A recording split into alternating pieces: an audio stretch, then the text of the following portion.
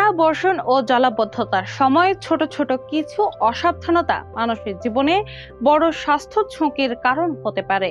দীর্ঘ সময় ভেজা পরিবেশ, দূষিত পানি এবং আর্দ্র আবহাওয়ার কারণে সংক্রমণ ও দুর্ঘটনার আশঙ্কা বহুগুণ বাড়ে। বিশেষজ্ঞরা বলছেন, বর্ষাকালে দৈনন্দিন কয়েকটি অভ্যাস বদলাতে পারলে এই ধরনের সমস্যা থেকে দূরে থাকা সম্ভব।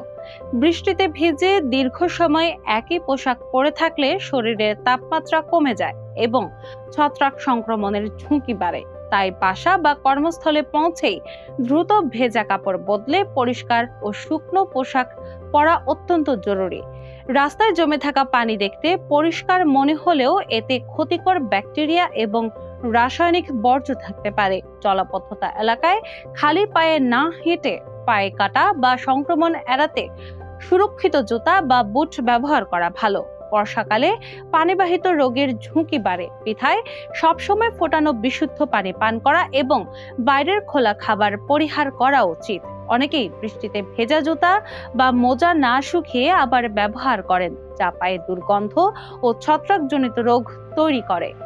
বৃষ্টির পরে টব, ড্রাম বা বারান্দায় জমে থাকা পানি মশার প্রজননের আদর্শ জায়গা হওয়ায় তা দ্রুত পরিষ্কার করতে হবে। ডেঙ্গু সহ বিভিন্ন মশাবাহিত মারাত্মক রোগ প্রতিরোধ করতে হলে কোথাও কোনোভাবে পানি জমতে দেওয়া যাবে না। বাইরে থেকে এসে সাবান দিয়ে ভালো করে হাত না ধুয়ে খাবার খেলে জীবাণু সহজে মানব শরীরে প্রবেশ করতে পারে। অপরিচ্ছন্ন হাতের কারণে ডায়রিয়া ও অন্যান্য পেটের পীড়ার ঝুঁকি বাড়ে, তাই হাত ধোয়ার অভ্যাস করা প্রয়োজন। জ্বর, ডায়রিয়া, ত্বকের র্যাশ বা ক্ষতস্থানের সংক্রমণ দেখা দিলে অবহেলা না করে চিকিৎসকের পরামর্শ নেওয়া উচিত। বর্ষাকালকে পুরোপুরি এড়িয়ে চলা সম্ভব নয়, তবে সচেতনতা ও ব্যক্তিগত পরিচ্ছন্নতা আমাদের সুরক্ষিত রাখতে পারে।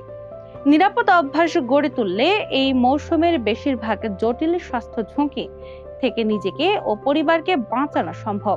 দৈনন্দিন জীবনের সামান্য কিছু নিয়ম মেনে চললে বৃষ্টির আনন্দ উপভোগ করার পাশাপাশি সুস্থ থাকাও সহজ হয়।